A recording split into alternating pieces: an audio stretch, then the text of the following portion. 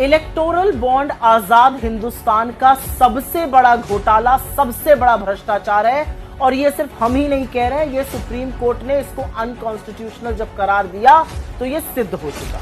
असलियत यह है कि एसबीआई ने जो नाम सामने किए हैं वो एक के बाद एक मोदी सरकार की कलई खोल रही है। अव्वल तो 6 साल के बॉन्ड का पैसा आया, विवरण और ब्यौरा सिर्फ 5 साल का ही दिया गया है। लेकिन जो बात उभर के आ रही है, सिक्के के 2 पहलू इसमें समझ में आ रहे हैं। एक है चंदा दो धंधा लो, लोग भाजपा को भर भर के पैसे दे रहे हैं और फिर वही भारतीय जनता पार्टी की सरकार उन लोगों को तमाम प्रोजेक्ट्स और तमाम योजनाएं दे रही है। दूसरा जो सिक्के का पहलू है वो है छापा वसूली। ईडी, सीबीआई, इनकम टैक्स छापा डाल रही हैं और ये कंपनियां भर भर के खूब पैसे दे रही हैं भारतीय जनता पार्टी को। भला सोचिए कि जिस पार्टी की सरकार की एजेंसियां लोगों के खिलाफ जांच कर रही हैं, वो पार्टी खुद उन संदिग्ध, उन दागदार लोगों से, कथित दागदार लोगों से चंदा वसूली कर रही है। तो ये हफ्ता वसूली, ये छापा वसूली की प्रक्रिया बड़ी है। भारतीय जनता पार्टी का पर्दाफाश हो चुका है और 2 तरह की ये कंपनियां जो है इसके बारे में चर्चा करना चाहते हैं। पहले उन कंपनियों की बात करते हैं जहां पर ईडी, सीबीआई, इनकम टैक्स की कार्रवाई हो रही थी और उसके तुरंत बाद बीजेपी ने इन्हीं कंपनियों से मोटा चंदा ऐंठा, बेसिक तौर पर छापा वसूली की। डीएलएफ 25 जनवरी 2019 को डीएलएफ पर सीबीआई का छापा पड़ता है। 9 अक्टूबर 2019 को डीएलएफ बॉन्ड खरीदता है। ये बॉन्ड किसको गए, ये मुझसे बेहतर आप जानते हैं। डीवीज लैब 19 फरवरी 2019 को इनकम टैक्स की रेड होती है। यहां पर 5 जुलाई 2023 को डीवीज लेबोरेटरी बड़े बॉन्ड खरीदता है। नवयुग इंजीनियरिंग, इस कंपनी के बारे में आप जानते हैं। 18 अप्रैल 2019 से लेकर 10 अक्टूबर 2022 तक इन्होंने करीब 90 करोड़ के बॉन्ड खरीदे। ये वही कंपनी है जो उत्तराखंड में सुरंग बना रही थी, जहां पर 41 मजदूर 17 दिन तक फंसे रहे थे। इनकी कोई जांच नहीं हुई। अब आप समझे क्यों।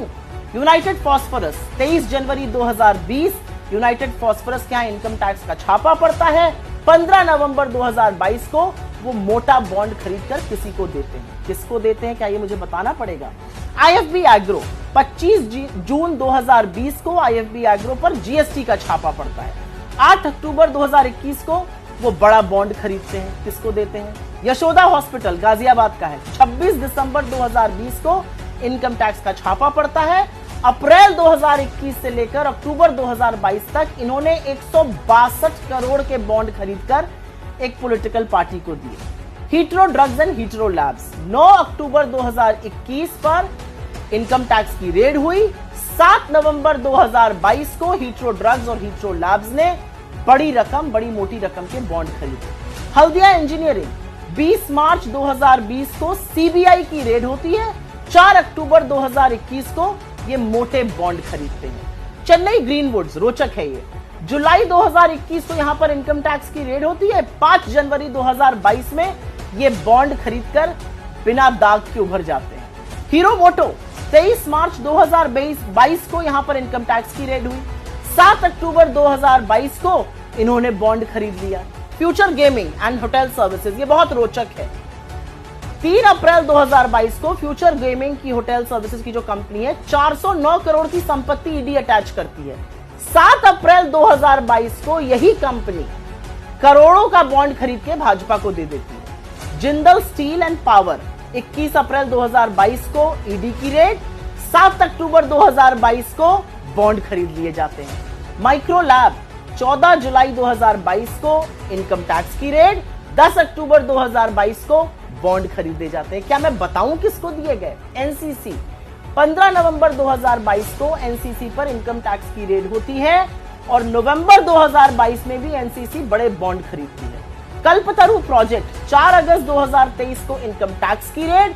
10 अक्टूबर 2023 को कल्पतरु प्रोजेक्ट बड़े बॉन्ड खरीदता है। डॉक्टर रेड्डीज लैब 13 नवंबर 2023 को डॉक्टर रेड्डीज पर इनकम टैक्स की रेड पड़ती है।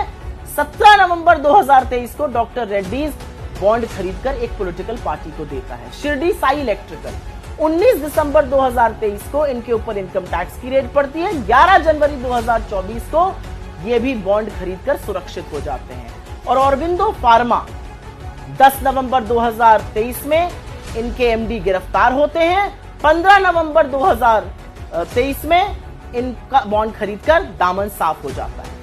ये फलसफा है। अब उन कंपनियों की बात करते हैं जहां पर चंदा दो धंधा लो शुरू हुआ।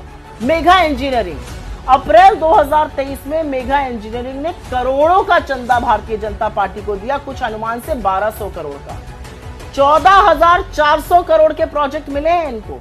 फिर सीरम इंस्टीट्यूट की बात करते हैं जिन्होंने कोविशील्ड बनाई थी। 18 अगस्त 2022 को एक ही दिन में वो 52 करोड़ का चंदा देते हैं। 22 अगस्त को मोदी जी उनके वहां जाते हैं, मिलते हैं और कोविड वैक्सीन पर उनकी मोनोपोली बनी रहती है। चंदा दो धंधा लो।